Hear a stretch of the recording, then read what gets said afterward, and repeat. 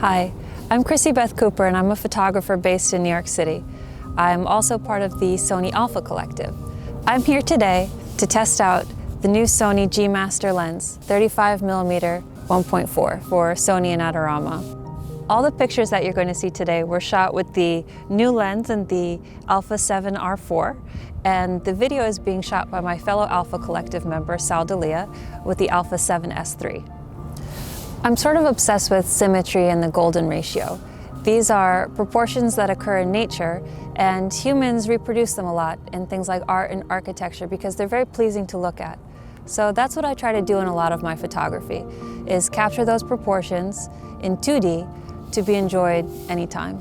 The reason that a 35mm lens is particularly good for this is because it closely resembles the natural field of view for humans. It's a very easy focal length to process for our brains.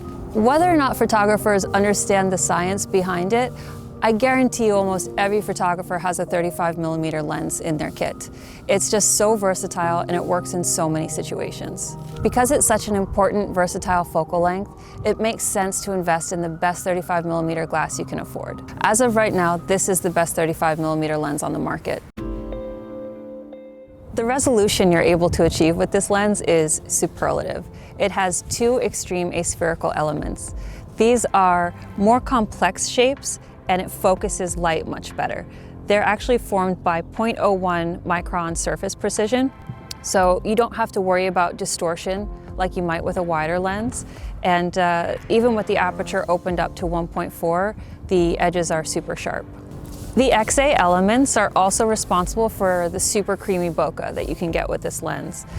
The additional benefit of those extreme aspherical elements is that they're lighter.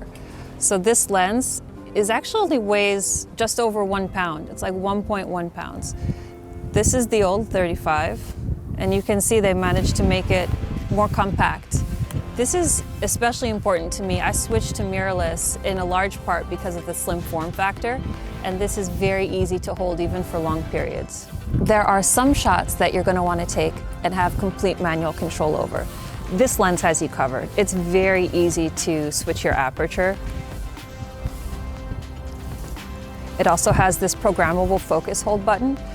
Personally, mine is set to focus magnifier, so when I am on manual focus, I can see exactly what's in focus, but you can program it to so many things. Of course, in other situations, you're going to want a very fast-moving autofocus, and this lens has you covered. They have two extreme dynamic linear motors. And even though we were shooting in the middle of the morning with bright sun, there's no flares. The lens has a special nano coating to reduce flares and ghosting. There's also a fluorine coating on the lens to reduce any fingerprints or dust, so they're very clean images.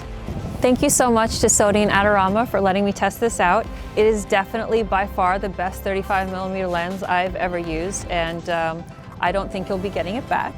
I'm going to make this a permanent part of my kit. Now, Sal and I are going to go shoot around the city, take advantage of this great, beautiful New York day, and show you what we get. If you do want to learn more about the lens, check it out on Adorama.com.